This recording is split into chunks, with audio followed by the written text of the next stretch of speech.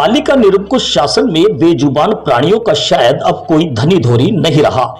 कार्य के प्रति लापरवाही व गैर जिम्मेदाराना रवैया अपनाने के चलते उन्हें मरने के लिए छोड़ दिया जा रहा है। ऐसा ही वाकया कुछ दिन पूर्व घटित हुआ, जहां एक बेजुबान नंदी ने चारा पानी के अभाव में दम तोड़ दिया। ज्ञात रहे कि विगत 4-5 दिनों तक यह नंदी पशु चिकित्सालय में भूख प्यास से व्याकुल पड़ा रहा। इसके बाद पालिका कर्मियों ने बिना छाया पानी का इंतजाम किए बगैर इसे गंगा बाग में बेसहारा छोड़ दिया, जहां उसकी उसी दिन मौत हो गई। ऐसे में विभाग या प्रशासनिक अधिकारी भी मौन साधे रहे। नगर पालिका की लापरवाही लोगों की जान पर भारी पड़ रही है। गली मोहल्ले से लेकर मुख्य सड़कों पर आवारा पशु यमराज बनकर घूम रहे हैं। कुछ दिन पूर्व एक सांड ने महिला को सींग से घुमाकर गंभीर घायल कर दिया। इस दर्दनाक हादसे ने व्यवस्था पर ही सवाल खड़े कर दिए।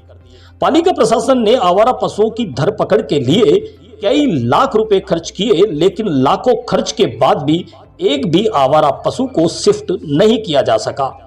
इस अंधेर नगरी में चुने जनप्रतिनिधियों में से ये पूछने वाला नहीं कि आखिर ये पेमेंट कहां गया, जबकि पालिका के पास आवारा पशुओं को पकड़ने के लिए कर्मचारियों की एक लंबी फौज भी है।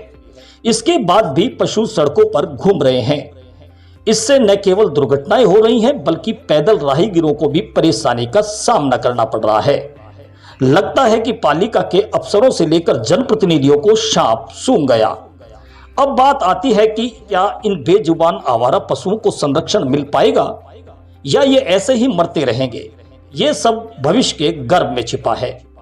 एक वर्ष पूर्व जहां लॉकडाउन में गो सेवा की हुंकार भरने वाले व गुड़ रोटी खिलाकर दान पुण्य करने वाले धर्मनिष्ठ हो या विभागीय अधिकारी, लेकिन वर्तमान दौर में इन मूक प्राणियों को आसरा देना तो दूर, एक बाल्टी पानी भी पिलाने वाला कोई नहीं।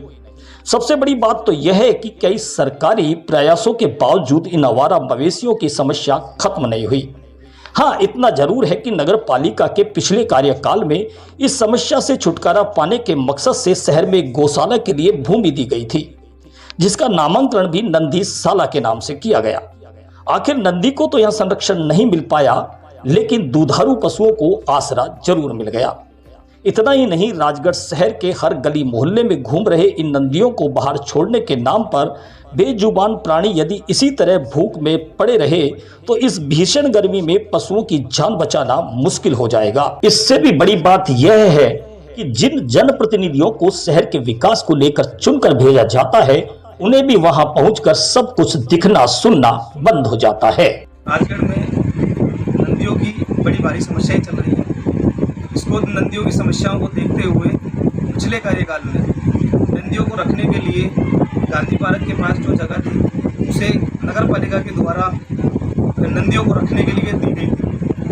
मगर आजकल जो समस्याएं देखी जा रही हैं, हमारे कर्मचारी नंदियों को, बीमार नंदियों को पकड़ के जब वहाँ लेके जाते हैं तो वहाँ पे जो भी संरक्षण उनका करता है, जो उनको उनकी देखरेख करता है, वो उन्हें लेने से इनकार कर देता है, जिससे नगर पालिका को बड़ी समस्याएं होती हैं। यहाँ के आम जन को भी बड़ी समस्याएं होती हैं कि इन जो नंदियों को रखा कहाँ जाए। इसको लेके जब उनसे बातें की जाती हैं तो वो नंदियों को रखने से इनकार कर देते हैं। अब राजगढ़ में नंदियों की बड़ी भारी समस्या है। इसको देखते हुए नंदी वो रखते नहीं है, इसके लिए नगर पालिका के द्वारा उनके खिलाफ नियम अनुसार कार्रवाई की जाए।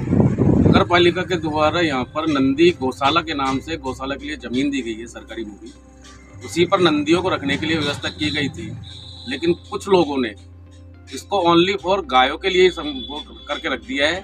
नंदियों के बारे में जब हम लोग भी व्यक्तिगत तौर पे बतौर पार्षद भी हम लोग फोन करके कहते हैं कि कोई नंदी बीमार है, भाई इसको कुछ दिनों के लिए आप अंदर रख लो, इसका ट्रीटमेंट होने के बाद इसको चाहे बाहर छोड़ दो आप, उसके बाद हम इसको रेस्क्यू करके बाहर भी छुड़वा देंगे, तो भी इन लोगों का जवाब नहीं होता है। संबंधित कर्मचारियों एवं यहाँ के जो संरक्षक है उनका व्यवहार बहुत ही निंदनीय एवं दुर्भाग्यपूर्ण है।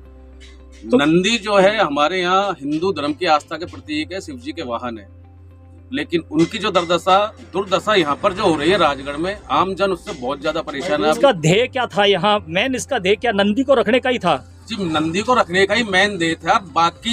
बाकी जो सुविधाएं होती है जैसे कि लाइट वगैरह वहाँ पे लगवाना, अगर रोडों की जरूरत हो, ऐसे कामों के लिए अगर ये आगे से आगे बोले लाइटें हमारे यहाँ से नगर पालिका लगाती है वहाँ पर। नहीं, ये ऐसा सुनने को भी मिला है कि साहब नगर पालिका क्या करती है, नगर पालिका चारा पानी की व्यवस्था थोड़ी करेगी नंदियों। नहीं सब उस समय कुछ जो कि अपने आप को ठेकेदार बताते हैं, हिंदू धर्म के गोरक्षक अपने आप को बताते हैं, वो लोग आगे आए थे। उन लोगों ने बोला था कि हमारे पास जगह का अभाव है। तो जगह के अभाव को देखते हुए नगर पालिका ने अपनी बेशकीमती भूमि इनको वहां पर दी थी, और चारे वगैरह की व्यवस्था के लिए तो इन लोगों ने बोला था कि हम हमारे स्तर पर करेंगे। अगर ऐसी भी इनको कोई, अगर इस तरह की भी अगर इनको कुछ चाहिए, अगर ऐसा कोई प्रोटोकॉल होगा तो उसको भी हम हमारे पास अगर आकर ये मिलेंगे तो उसके संदर्भ में भी हम आगे बात करेंगे। अब तक आपसे इन लोगों की कोई मीटिंग इस तरह की कुछ भी नहीं हुई है? नहीं सर, इस तरह की कोई मीटिंग नहीं है हमारे पास कि भाई हमें चारे की व्यवस्था करवाई जाए सरकार की तरफ से या करवाया जाए। अगर ऐसा कुछ आएगा तो नंदी गौशाला के जो संरक्षक है उसको बतौर स्टेट गवर्नमेंट के थ्रू चलवाएंगे, हम नगर पालिका के ओनरशिप में चलवाएंगे फिर इसको। मेरी ताई जी को जिस सांड ने घायल किया वो पुनः आज देखा गया है, और नगर पालिका प्रशासन की घोर लापरवाही है। हम एसडीएम साहब से भी मिल चुके हैं, उन्होंने भी दिया था आश्वासन, तहसीलदार साहब ने भी दिया आश्वासन कि ये सांड दोबारा दिखाई नहीं देगा, पर ये पुनः दिखाई देता है।